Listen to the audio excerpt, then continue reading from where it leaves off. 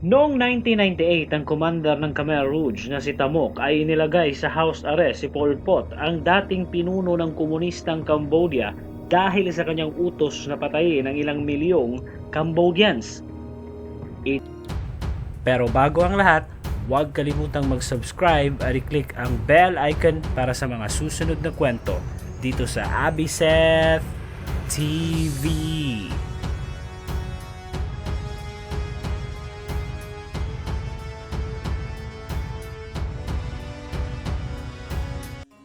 Si Pol Pot ay ipinanganak noong May 25, 1925 sa Preksabo, isang farming village sa Cambodia. Ang kanyang totoong pangalan ay Salotsar. Mayaman ang kanilang pamilya dahil ang kanyang ama ay nagmamay-ari ng ilang hektaryang palayan at ilang mga baka. Ang kanilang bahay ay isa sa pinakamalaki sa lugar. Noong nagbinata si Salotsar, nakakuha ito ng scholarship para mag-aral ng electrical engineering sa France. Nang sumiklab ang pangalawang digmaan sa mundo at sinakop ng mga Hapon ang Cambodia, nakita ng mga Cambodians na kaya palang pabagsakin ang makapangyarihang mga Franses sa kanilang bansa. Idineklara pa ang kalayaan ng Cambodia sa ilalim ng mga Hapon. Habang sa France ang tanging sumusuporta lang sa pagkakasarinlan ng French Indochina ay ang mga komunistang Franses. Palagi itong nagrarally para ipanawagan ang pagkakasarinlan ng Cambodia at Vietnam. Ang grupong ito ay Marxist Circle or Cercle Marxist.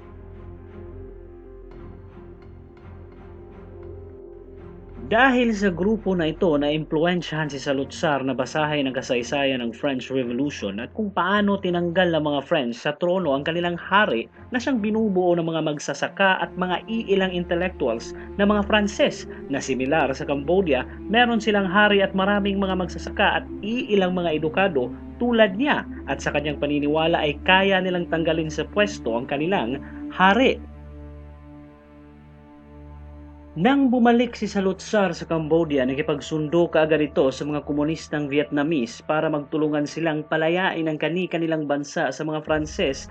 Dahil matapos ang pagsuko ng mga Hapon, bumalik ang French Army sa Indochina para mag-establish muli sa kanilang kolonya sa rehiyon.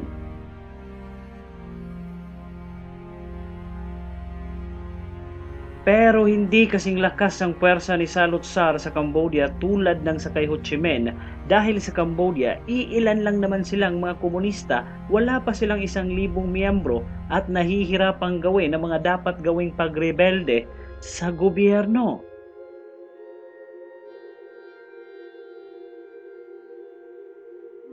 Nang umalis ang French sa Indochina, naging independent ng Cambodia sa ilalim ng pamumuno ng hari nito. At dahil walang komunista sa kanilang bansa, hindi ito pinakialaman ng US na kabaliktaran sa Vietnam dahil sa napakaraming komunista sa pamumuno ni Ho Chi Minh. Pero naging neutral ang Cambodia sa North Vietnam at South Vietnam, lalo na sa US na nasa Democratic South Vietnam. Higit sa lahat, ng Cambodia ay isang Buddhist na bansa na kung saan bilang isang Buddhist ay hindi binibigyan ng halaga ang pag-aari ng mga bagay na siyang pinakahaligi ng paniniwala ng mga komunista, at kung ang isang tao ay magiging isang Buddhist monk, magpapalit ito ng pangalan, ganun din sa mga komunista, magpapalit ng kanyang revolutionary name, kaya pinalitan ni Salotsar ang kanyang pangalan bilang si Pol Pot or Politik Potential sa salitang Franses. Sa mga sumunod na taon, dahan-dahang dumadami ang komunista sa Cambodia at noong 1963, inihalal si Pol Pot bilang leader ng kanilang partido. Ang kanyang vision para sa Cambodia ay i-restore ang dati nilang makapangyarihang bansa na pinumumunuan ng mga Khmer, kung saan ang dating kapital ay ang Angkor Wat. Gusto ni Pol Pot na ibalik ang nakaraan kung gaano kalakas at ka-advance ang kanilang bansa 600 years ago. Gusto rin nilang kunin ang dating mga teritoryo ng Khmer Empire sa rehiyon, lalo na sa Mekong Delta na nasa parte na ng Vietnam.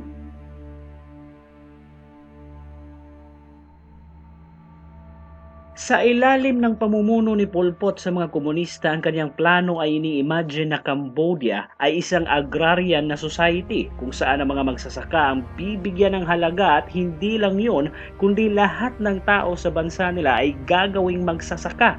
Ibabalik nila ang dating Cambodia na isang makapangyarihang bansa at self-sustaining na estado tulad ng Khmer Empire. Noong 1967, nagsimula ang pagkikibaka ng mga komunista sa pamumuno ni Pol Pot at nakipagyera ito sa puwersa ng hari ng Cambodia.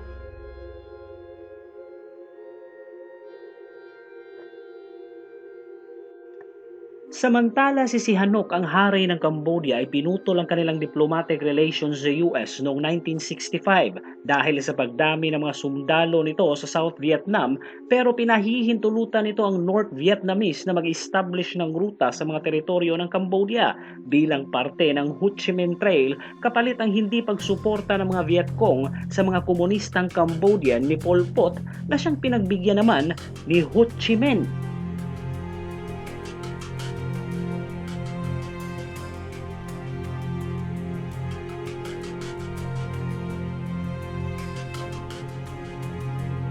Pero biglang nagkudita sa Cambodia noong 1970 habang nasa Moscow ang kanilang hari. Pinalitan si King Sihanouk ni General Lon bilang pinuno ng Cambodia at sa mga panahong iyon ang mga komunista ni Pol Pot ay nasa mahigit 2,000 miyembro pa lang ang nakikipaglaban sa gobyerno. Dahil tinanggal sa pwesto, pumuntang China si Sihanouk para humingi ng tulong kay Mao Zedong na maibalik ito sa kanyang pwesto bilang hari ng Cambodia dahil sekretong sinusuportahan ng US si General Lon na nagbigay naman ng advice ang China sa dating hari na kailangan niyang makipagsundo sa mga komunista ni Pol Pot, ang Khmer Rouge, para maibalik siya sa kanyang pwesto. Gumawa ng kasunduan ng China para magkaroon ng pagkakasundo si Sihanouk at Pol Pot na siyang sinabi ni Pol Pot sa kanyang mensahe na kailangan nilang magtulungan para mapabagsak ang military junta ni General Lon sa Cambodia at ibalik sa pwesto ang hari nilang si Sihanouk.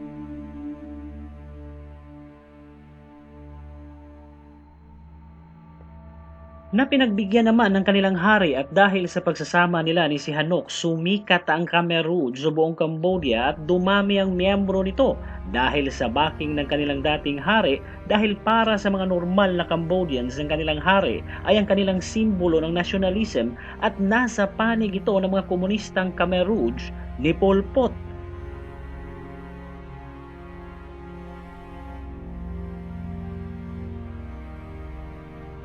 Pero nang sumiklab ang Vietnam War, binomba ng US ang Cambodia sa utos ng presidente nitong si Nixon para mawasak ang Ho Chi Minh Trail na nasa loob ng teritoryo ng Cambodia. Mahigit sa 100,000 Cambodians ang namatay sa mga pambobombang ito ng Amerika sa lugar na siyang dininay ni Nixon sa media dahil wala daw itong mga tao sa lugar kundi okupado ito ng mga komunistang North Vietnamese o ng mga Vietcong.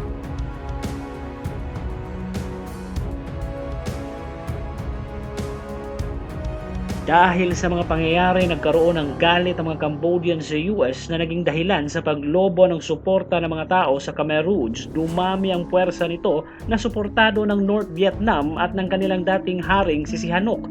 At sa kanilang paniniwala ay siyang makakapagligtas sa kanila sa mga pambobombang ito ng US, hindi ang gobyerno ni General Lon.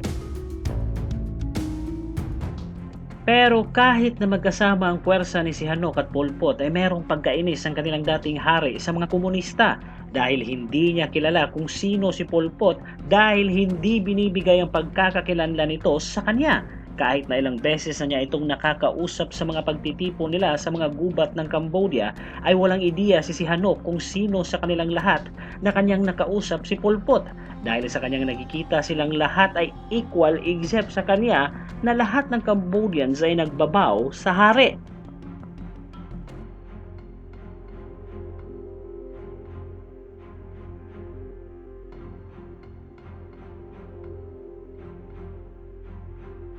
Dahil ang totoo ay wala naman talagang tiwala ang mga komunista kay Sihanouk, ginamit lang nila ito para dumami ang kanilang miyembro at higit sa lahat ay ang mga loyal supporters nito na mapupunta sa kanila at suportahan ang kanilang layunin. Noong 1975, kontrolado na ng Khmer Rouge ang lahat ng mga rural areas ng Cambodia dahil suportado ito ng mga Vietcong at ng China. Kaya naging klaro na sa lahat na bilang na lang ang mga araw ni General Lon Nol, pati ang mga tao na ayaw sa komunista ay natatakot na rin sa mangyayari, kaya nagsimula itong magsilikas sa kanilang mga villages at pumunta sa Phnom Penh, ang kapital ng bansa.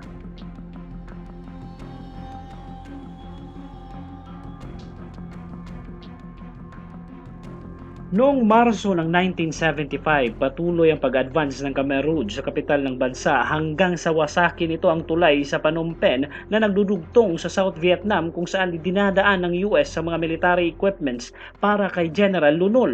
Lahat ng mga barko sa ilog sa ilalim ng flag ni Lon Nol out South Vietnam ay pinasabog ng mga komunista.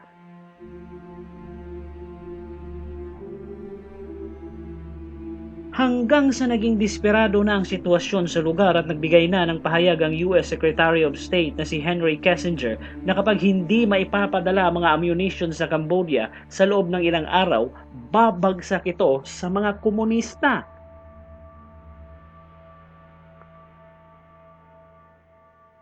Bumaha ang refugee sa siyudad ng Phnom Penh na umaasang maililigtas sila ng US habang ang mga komunista ay patuloy na binobomba ang kapital ng kanilang bansa para tuluyan na itong sumuko. Wala itong pakialam kahit tamaan man ang mga sibilyan sa siyudad dahil para sa kanila dapat lang itong mangyari sa mga taong traidor sa kanilang paniniwala at layunin.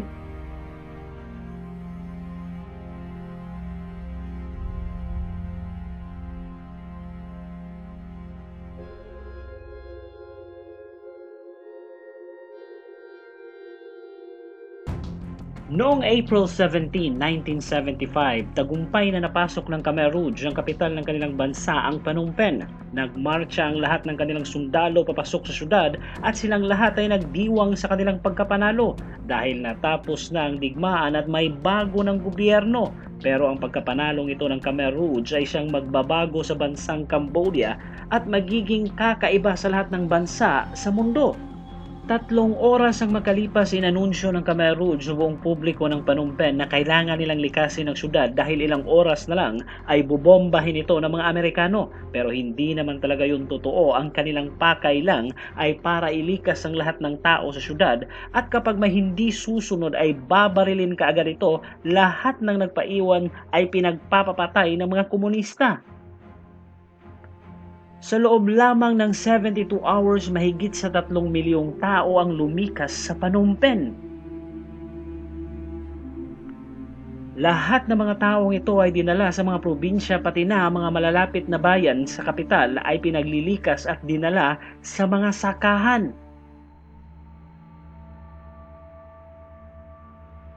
Para pagtrabahuin sa mga palayan at iba't ibang sakahan ng bansa na malayo sa mga syudad, pati na ang mga professionals o ang mga intellectuals ay ginawang mga magsasaka o mga farmers hanggang sa kalaunan ay isa-isa itong pinagpapapatay dahil sila ay mga edukado at wala naman daw silbi ang kanilang propesyon sa kanilang layunin na maging isang agricultural society.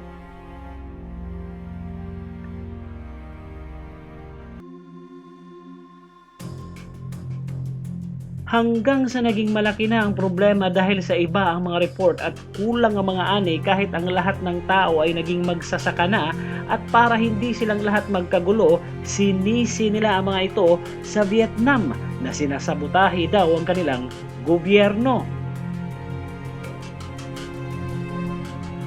Dahil din sa pulisiyang pag-agrikultura ni Pol Pot, namatay ang 1.7 milyon na tao sa kanilang bansa sa sobrang pagod sa pagtatrabaho sa mga sakahan at kulang sa pagkain. Sa ilalim ng pamumuno ni Pol Pot, hindi pwedeng mamili ang tao kung saan siya titira, hindi rin ito pwedeng mamili ng trabaho, hindi rin ito nakakahawak ng pera, pati na ang pagpili ng asawa ay hindi pwedeng gawin, kailangan pa itong ikonsulta sa gobyerno kung papayagan bang mag-asawa ang isang tao. Noong 1977, pumuntang Beijing si Pol Pot, ang natatanging official visit niya abroad bilang leader ng Khmer Rouge. Pero matapos ang pagbiyahe niya sa China ay palagi na itong kabado sa mga tao na baka merong magtatraidor sa kanya o sa kanilang layunin, palagi na itong nagdududa sa kahit kanino hanggang sa sisihin na niya ang mga Vietnamese sa mga kapalpakan ng kanyang pulisiya dahil sunasabotahe daw ng mga Communist Vietnam ang kanyang bansa. Kaya inatake ng Khmer soldiers ng mga Vietnamese na naninirahan malapit sa kanilang border, sinunog nito ang mga kabahayan at pinagpapapatay ang mga tao kahit bata man o matanda. Pinaghihiwa pa nila ang mga tiyan ng mga kababaihang Vietnamese.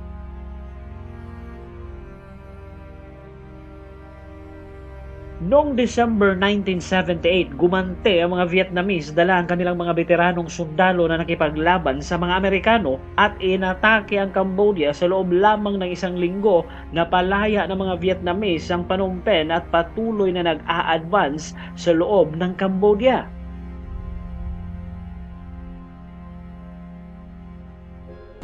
Hanggang sa umatras na ang puwersa ng Khmer sa bahaging west ng bansa dahil wala silang laban sa mga sundalo ng Vietnam na napakagaling sa digmaan at sanay na sanay sa guerrilla warfare, hanggang sa tuluyan ng natalo ang puwersa ni Pol Pot at naging isang maliit na guerrilla force na lang ito sa nakakalat sa border ng Thailand.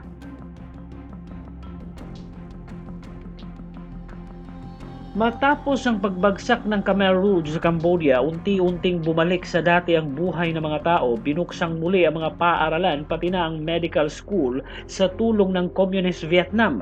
Pero mahigit 10 taon pa bago nabuksang muli ang universidad dahil pinatay ang lahat ng mga profesor at mga guro sa panahon ng pamumuno ni Pol Pot.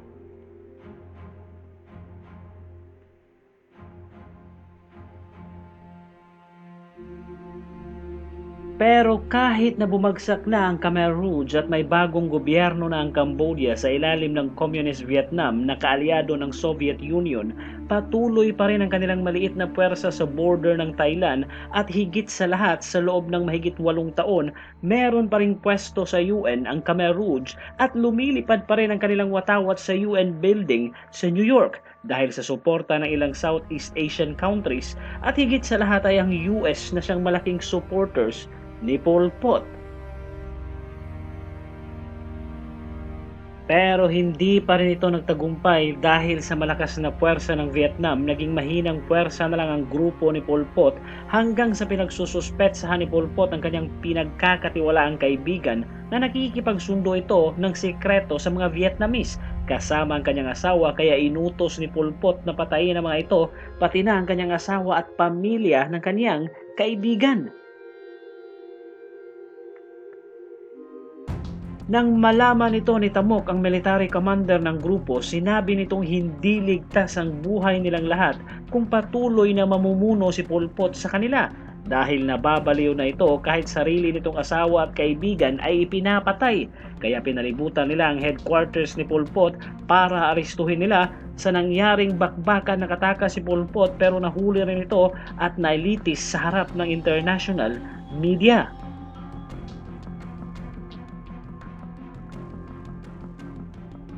Sa huling interview sa kanya, wala itong pagsisisi sa kanyang mga ginawang desisyon dahil ginawa lang daw niya ang nararapat para sa kanilang bansa. Noong April 15, 1998, namatay si Pol Pot sa kubo nito na malapit sa border ng Thailand at Cambodia. Sa kanyang pamumuno sa Cambodia, mahigit sa 1.7 million katao ang namatay sa kanyang pulisiya na maging isang agricultural society ito at maging self-sufficient ang kanyang bansa na pantay-pantay ang lahat bilang mga magsasaka. Hanggang dito na lang at huwag kalimutang mag-subscribe dito sa Abiseth TV para sa mga susunod na kwento. Maraming salamat sa panunood.